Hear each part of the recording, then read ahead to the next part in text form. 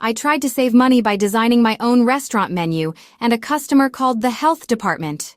Yeah, that actually happened. Before I tell you how, click the link below to get 20% off your first Fiverr order, because trust me, you don't want to make the same mistakes I did. So, here's what happened. I thought I was being smart, designing my own menu to save a few bucks. Used some random font I found online, made everything look artistic.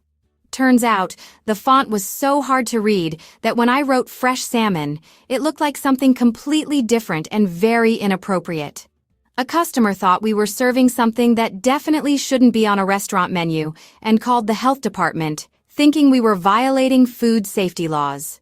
3 hours of explaining later, I realized that sometimes being cheap costs you way more than just hiring a professional. That's where Fiverr comes in.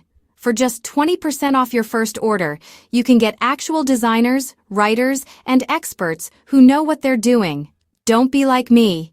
Click that link below and get your discount before you accidentally create your own disaster story.